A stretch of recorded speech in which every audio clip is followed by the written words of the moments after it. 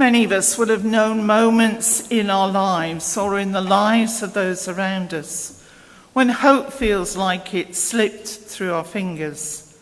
Times when the situation you're in seems to have gone too far gone, resulting in damage too deep, the shame too heavy, the loss too final. It could be something that really is truly awful, or something that feels awful at the time and fills us with fear and despair. In this reading from Matthew chapter 9, we're introduced to three people who've reached that point, and it's Jesus who steps into the places where hope has died. In Matthew 9, verses 9 to 13, Jesus walks past a tax booth and sees Matthew, someone that everyone has written off. We've heard before, he was a collaborator, a cheat, a man whose choices had isolated him from his community and from God. And then Jesus says two words: follow me. Not clean up your life first, not prove yourself, not earn your way back, just follow me. Matthew wasn't looking for Jesus, but Jesus was looking for him. And that's the heart of grace. Jesus moves towards the people everyone else moves away from. He sees possibility where others see failure. He sees a disciple where others may see a disgrace. So if you feel that you've gone too far, failed too deeply, or disappointed too many, Matthew's story says to us, and everyone who hears it, Jesus specializes in calling people others have given up on. At the time of that story, there were people considered by society to be either in or out. There were the Romans who were in, the occupying power, who had their own society, and as the oppressors looked down at the Jews. There were the Jews who had their own hierarchies of who was important and who wasn't, who can contribute and who should be shunned. The Jews looked down on the Gentiles. But Jesus shows us there's no place for saying who is in and who is out, including within his group of disciples, and that he doesn't give up on anyone, and that has not come to call those who are righteous, those who've got everything sorted, but the sinners, those who feel hopeless. The reading I read, I said, came from verses 9 to 13, and then it moves on to verse 18. And it's in that verse that we meet the second person who feels hopeless. The woman who's bled for 12 years, endured the pain and isolation of being told she's unclean, unwanted, untouchable. And she doesn't even ask Jesus for a conversation. She reaches out and touches the edge of his cloak. But Jesus stops. He turns. He sees her. And he calls her daughter. See, she's the only woman in the Gospels Jesus ever addresses in this way. He restores not just her body, but her identity. And so her story tells us that you're never too unclean or broken or exhausted for Jesus to stop everything and turn toward you. If you're feeling invisible, Jesus sees you. If you feel unworthy, Jesus names you daughter or son. And if you feel beyond healing, Jesus brings restoration. And then it's in verse 23 that we meet the synagogue leader, Jairus, whose daughter has died. Not dying, not in danger, but dead. And people laughed when Jesus said she's only sleeping, because they knew death, they knew finality, They knew when hope was gone. But Jesus simply takes her by the hand and raises her up. Where others see an ending, Jesus sees a beginning. Where others see death, Jesus sees life waiting to be spoken. Where others say, it's too late, Jesus says, not with me.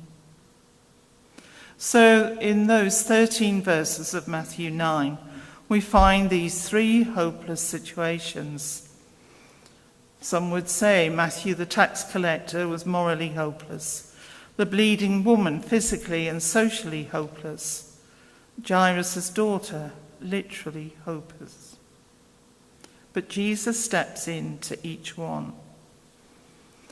Jesus doesn't just fix the problems, he restores the people. He gives Matthew a purpose by following him.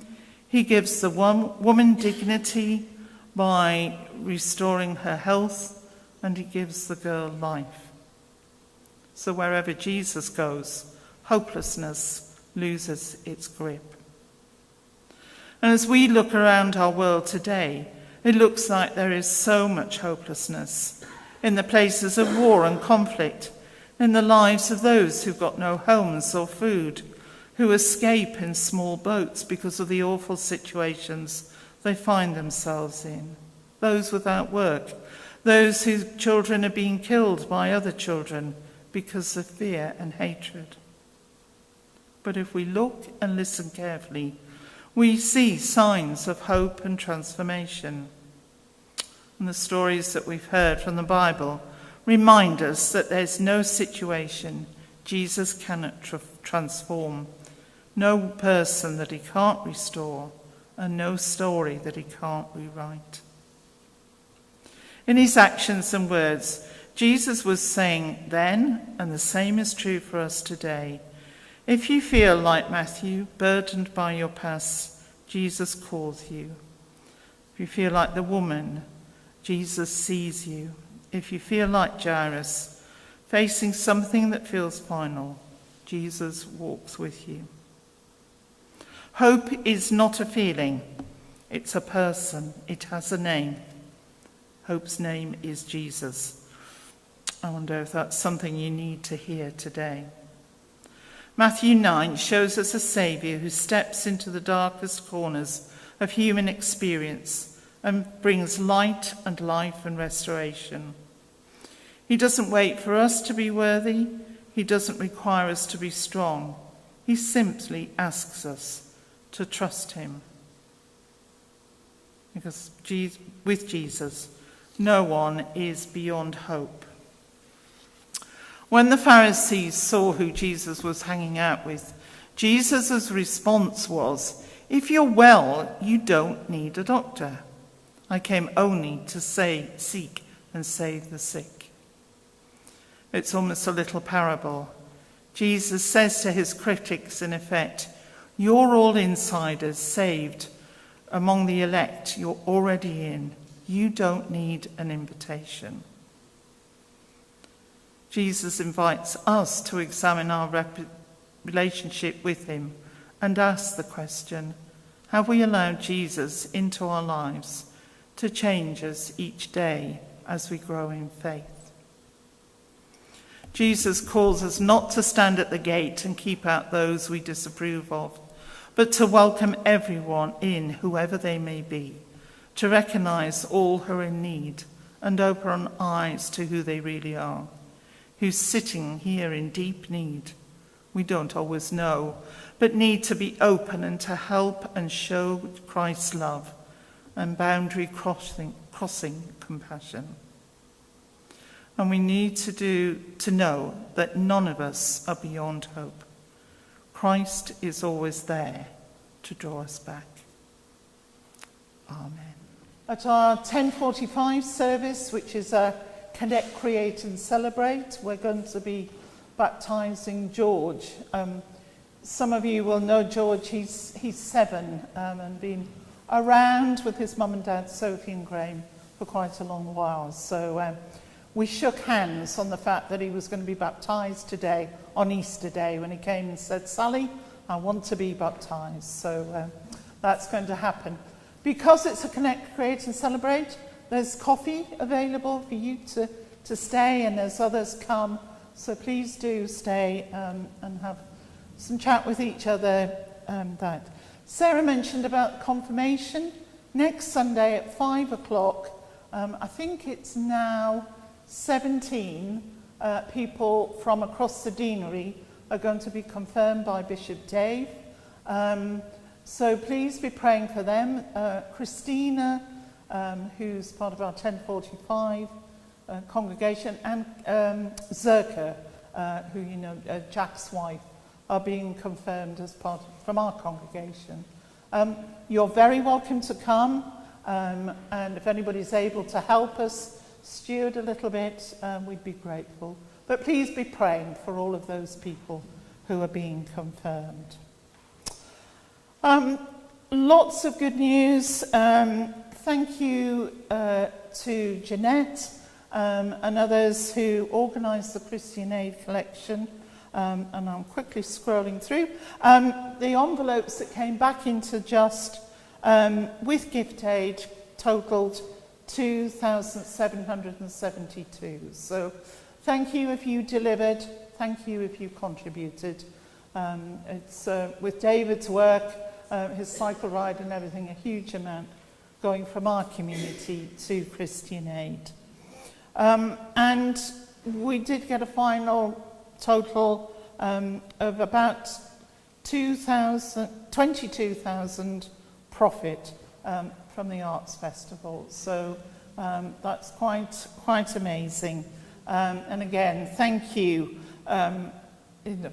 It is Volunteers Week, and when I was writing the update, listing all of the things that people do, all of you who sit here and do, and the Arts Festival was a fantastic example of everybody coming together. Quickly, is there's afternoon teas are starting next week. Natalie will always need help with those. On the 17th of June, there's a film that's called People's Emergency Briefing, and Claw and the Eco Church group from here are organising a showing of that at 7:30 on the 17th. There's lots of information there. You see the one they ride away. You call the name that none would say. You see the heart behind the shame. A desperate hand, a whispered prayer. A broken life you can repair. You find the faith that's buried there. Oh, hope has a name, and he's calling for you. Hope has a name.